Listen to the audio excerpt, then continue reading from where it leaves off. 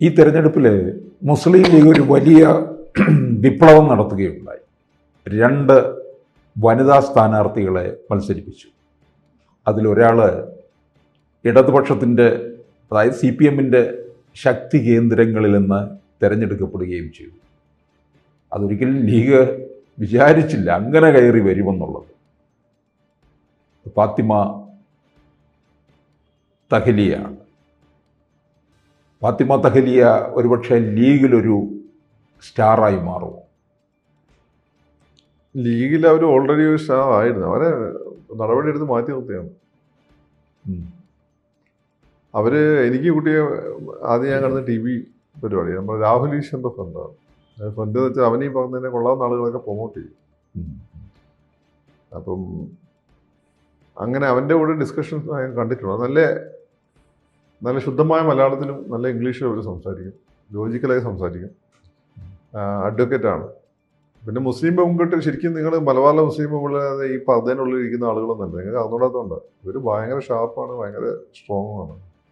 അക്കൂട്ടത്തിലൊന്നാണ് ഈ കുട്ടി. പക്ഷെ അവർ അധികം മുഖം പുറത്ത് കാണിക്കാത്തതുകൊണ്ടാണ് നിങ്ങൾക്ക് അവരെ അറിഞ്ഞൂടത്. എനിക്കറിയാലോ, എനിക്ക് ഈ കമ്മ്യൂണിറ്റി നന്നായിട്ട് അറിയാം, വളരെ പവർഫുള്ളാണ്.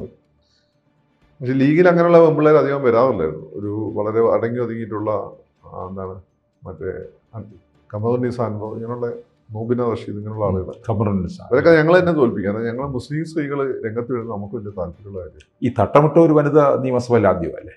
തട്ടട്ട ജമീല ഉണ്ടായിരുന്നല്ലോ നമ്മുടെ കൊയിലാണ്ടി, ഇടയ്ക്ക് മരിച്ചു പോയ. അതെ, അവര് തട്ടട്ട വരിക. അവരങ്ങനെ ഒരു പക്ക കമ്മ്യൂണിസ്റ്റ് എഴുതുന്നല്ല. സഭയിലൊക്കെ ഉണ്ട് തോന്നുന്നു. അവരങ്ങനെ നമ്മളവിടെ അത്തോളി പഞ്ചായത്തിൽ മെമ്പറാവുന്നു. അത് CPM-ൻ്റെ സ്ഥാനാർത്ഥിയായിരുന്നു. CPM-ൻ്റെ പിന്നെ ജില്ലാ പഞ്ചായത്ത് അങ്ങനെ വന്ന ഒരാളാണ്. ഇങ്ങനെ പക്ക രാഷ്ട്രീയത്തിലൂടെ വന്ന ഒരാളല്ല. ഇടയ്ക്ക് മുസ്ലിങ്ങളെ പ്രൊമോട്ട് ചെയ്യാൻ CPM തീരുമാനം എടുത്തിരുന്നത്. അങ്ങനെ വന്ന ഒരാളാണ് അവർ. അങ്ങനെ കുറച്ച് ആളുകൾ വന്നിട്ടുണ്ട്. അബ്ദുള്ള കുട്ടി, അങ്ങനെ കുറച്ച് ആളുകൾ.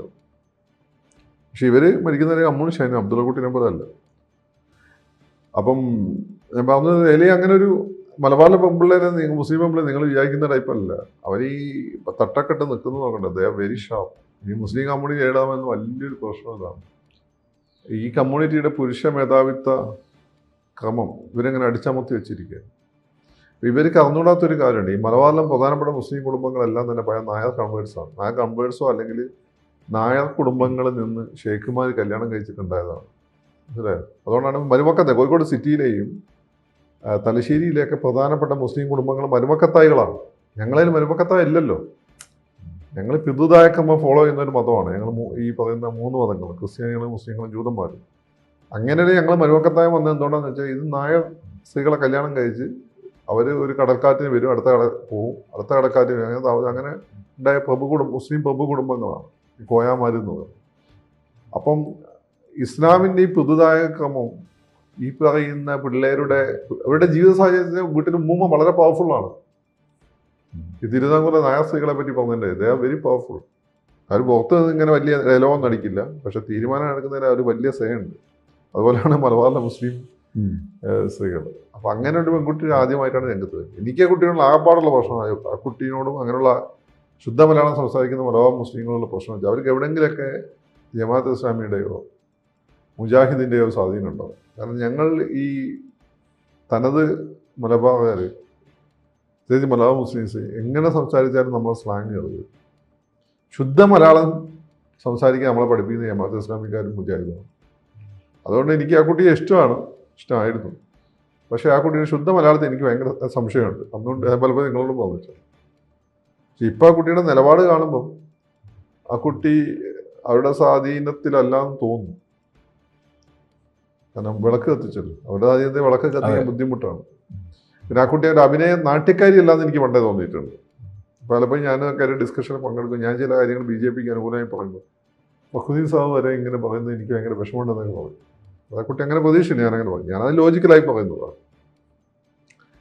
അപ്പം ശരിക്കും ആ കുട്ടീനെ പോലുള്ള ആളുകളാണ് ഈ സമുദായത്തിൽ. ആ കുട്ടിയുടെ ശുദ്ധ മലയാളം അതുമായി ബന്ധപ്പെട്ട ജമാഅത്ത് ഇസ്ലാമി മുജാഹിദ് കണക്ഷൻ ഇല്ലെങ്കിൽ അങ്ങനെയുള്ള ആളുകൾ തന്നെയാണ് വളർന്നത്. ഷീസ് ഔട്ട് ആൻഡ് ഔട്ട് മുസ്ലിം, അതേസമയം വളരെ പവർഫുള്ളാണ്. കൾച്ചറലായിട്ടുള്ള ന്യൂആൻസസിനൊക്കെ ബഹുമാനിക്കുന്ന ആളുമാണ്. അങ്ങനെയുള്ള ആളുകൾ വേണം വളർന്നു വരാൻ. അപ്പോൾ ആ കുട്ടിക്ക് സീറ്റ് കിട്ടി എനിക്ക് ഭയങ്കര അത്ഭുതമാണ്. ആ അത് എന്ത് തന്നെയായാലും LDF ജയിക്കാത്തൊരു സീറ്റാണ്, UDF ജയിക്കാത്ത സീറ്റാണ്, സ്ട്രോങ് സീറ്റാണ്. അത് മറ്റേ TP രാമകൃഷ്ണൻ. അവിടെ ചെറുപ്പക്കാർ എന്ന് മത്സരിക്കുമ്പോൾ റോഷി അഗസ്റ്റിൻ കേരള കോൺഗ്രസിന് സീറ്റായിരുന്നു. റോഷിനെ ഞാൻ അങ്ങനെ അറിയുന്നത്. റോഷി 96 മറ്റോ അവിടെ മത്സരിച്ചിരുന്നു. അപ്പോൾ എൻ്റെ മണ്ഡലത്തിൻ്റെ ബാലുശ്ശേരിൻ്റെ തൊട്ടടുത്താണ് ഈ മണ്ഡലം, കൂട്ടുട്ട് പഞ്ചായത്ത് ഇതിൻ്റെ. അപ്പോൾ ഞങ്ങളെ കണ്ടത്ത് റോഷി, എൻ്റെ വാപ്പ കോൺഗ്രസ് തന്നെ ആയതുകൊണ്ട് റോഷി അവിടെ പ്രചാരണം തന്നപ്പോൾ വാപ്പ അവിടെ ഉണ്ടായിരുന്നു.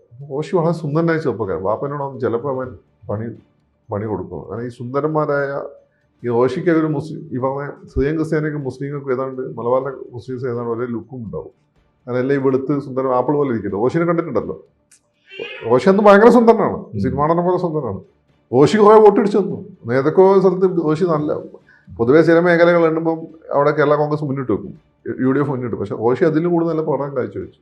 അതിനുശേഷമാണ് റോഷിനെ വലിച്ച് അവിടെ കൊണ്ടുവന്നത്, ഇടുക്കി കൊണ്ടുപോയി സൊസൈറ്റി ചെയ്യിപ്പിക്കുന്നത്. പിന്നെ അവിടെ മത്സരിച്ച് ഈരാറ്റുപേട്ടക്കാരനായ മുസ്ലിം കേരള കോൺഗ്രസ് തന്നെ, അയാൾ നല്ല വോട്ട് പിടിച്ചു അവിടെ. ചിലപ്പോൾ അയാൾ മത്സരിച്ച് ജയിച്ചു പോവുകയും ചെയ്യുന്നു കഴിഞ്ഞ തവണയൊക്കെ. അല്ല, തിരിച്ച് അയാളാണ് UDF സ്ഥാനാർത്ഥിയാണ്, ജയിച്ചു പോയത്. അങ്ങനെ ബാക്ക്ഗ്രൗണ്ട് അവിടെ ഉണ്ട്. ഈ പറഞ്ഞ വൈബ്രൻ്റായ ആളുകൾക്ക് വോട്ട് ചെയ്യുന്ന ഒരു സ്വഭാവം ആ മേഖലയിലുണ്ട്. ഇത്തവണ അത് തരംഗം കൂടി വന്നപ്പോൾ ആ കുട്ടി സുഖമായിട്ട് ജയിച്ചു.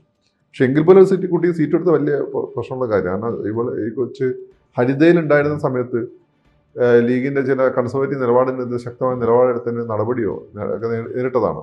മാത്രമല്ല അന്ന് ഞാൻ കേട്ടത്, എന്നോട് ഇവിടെയുള്ള വലിയൊരു ബുദ്ധിജീവി, തെക്കുള്ളൊരു മുസ്ലിം ബുദ്ധിജീവി ആകുന്നത്, ആ പെൺകൊച്ച് തങ്ങളുടെ ഒരു നോമിനിയാണ് യൂത്ത് ലീഗിൻ്റെ മലപ്പുറം ജില്ലാ പ്രസിഡന്റ്. അവനാണ് ഈ കുട്ടിക്കെതിരെ ശക്തമായ നിലപാടെടുത്തത്.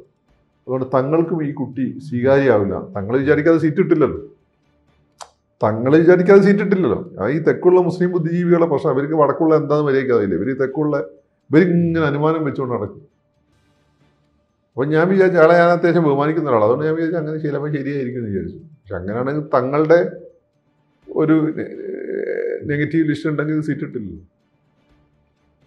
അപ്പോൾ അതുകൊണ്ട് ആ കുട്ടി ഭാവിയിലെ മിനിസ്റ്റർ ഒന്നായാൽ അത്ഭുതപ്പെടുന്നു. ലീഗ് ഇപ്പോൾ ഒരു മാറ്റം, ലീഗിന് അത് കൊടുക്കാമായിരുന്നില്ലേ, ഒരു മന്ത്രി പദവി കൊടുത്തിരുന്നില്ല. അങ്ങനെ ഒരുപാട്. ആ കുട്ടി ജൂനിയർ അല്ലേ, ഫിറോസ് ഒക്കെ ഉണ്ടല്ലോ, ആ കുട്ടീനെ കണ്ട് സീനിയർ പാർട്ടി അല്ല, ഒരു വനിതയല്ല. അല്ല, അങ്ങനെ ലീഗ് ഇപ്പം ഗാലറിക്ക് വേണ്ടി ലീഗുകാർ കളിക്കാറില്ല, ഇങ്ങനെ കയ്യടിക്ക് വേണ്ടി കളിക്കുക. കുട്ടി ഫസ്റ്റ് MLA ആണ്, ഈ പാർട്ടിയിൽ ജൂനിയറാണ്. വരട്ടെ, അത് വന്നു കേൾക്കാൻ സാധ്യതയുണ്ട്. ഇപ്പം തന്നെ ഞാൻ എന്തൊക്കെ മാറ്റം വന്നു. തൊപ്പിയില്ല, ദൈവനാമത്തിലാണ് സത്യപ്രതിജ്ഞ ചെയ്യുന്നത്. അതൊക്കെ നല്ല മാറ്റമാണ്, അത് വരട്ടെ. അപ്പം അങ്ങനെയുള്ള മാറ്റങ്ങൾ ലീഗ് ഉൾക്കൊള്ളുന്നില്ല. അത് വനിതകളുടെ, അപ്പം ഇവർക്കത്, ഞാൻ പറഞ്ഞു, മുസ്ലിം സമൂഹം മലബാറിൽ നേരിടുന്ന വലിയ പ്രശ്നം ഇതായിരിക്കും. ഈ മുസ്ലിം പൗരോഹിത്യത്തെ പിടുത്തത് പെമ്പിള്ളേർ വളരെ അസംതൃപ്തരാണ്. അവർ ഡോക്ടർമാർ, എഞ്ചിനീയറും ഒക്കെയാണ്.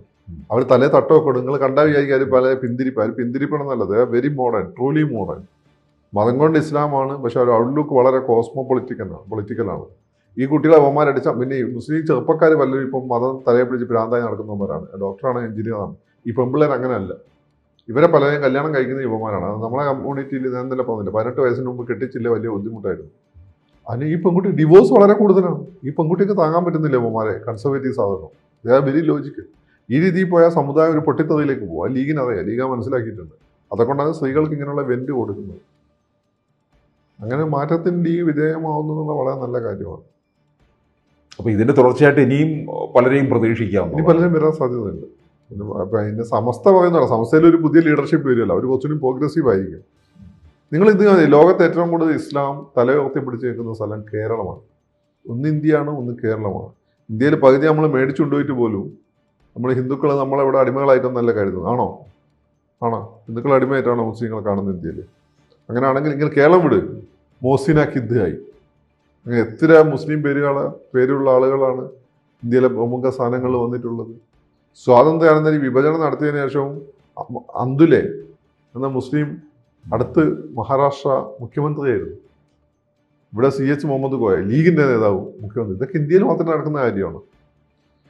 ഇസ്ലാം പറഞ്ഞു നടന്ന സ്ഥലത്ത് ഈ പറഞ്ഞ പട്ടാളം ഈ ഏകാധിപത്യം ഒന്ന് അവസാനിച്ചോട്ടെ, അവിടെ ഭീകരവാദത്തിന് കേന്ദ്രമാക്കി സൗദി അറേബ്യ. അപ്പം തുർക്കി, ലോകത്ത് മുസ്ലിംസ് ആത്മാഭിമാനത്തോടുകൂടി തലയോർത്തി ജീവിക്കുന്ന ഒരു പ്രദേശം ഇന്ത്യയാണ്, ഒരു പ്രധാനപ്പെട്ട പ്രദേശം. അതിൽ ലോകത്ത് തന്നെ നമ്പർ 1 എന്ന് പറയാവുന്ന പ്രദേശമാണ് കേരളം. മാനമര്യാദയ്ക്ക് ആധുനിക ബോധം ഉൾക്കൊണ്ട് മുസ്ലിംസ് തലയോർത്തി പിടിച്ച് ജീവിക്കുന്ന സ്ഥലമാണ്. അതിൽ ഏറ്റവും പ്രധാനപ്പെട്ട സ്ഥലമാണ് മലബാർ. അത് ലീഗിനറിയാം. ഇവർ പോർലോകം കണ്ട ആളുകളാണല്ലോ. ഇപ്പോൾ ശിഹാദങ്ങളൊക്കെ പോർലോകം കണ്ട ആളുകളാണ്, ഈജിപ്തും അതും ഇതൊക്കെ. അപ്പോൾ അതുകൊണ്ട് തന്നെ ഈ മാറ്റം വളരെ നല്ലതാണ്.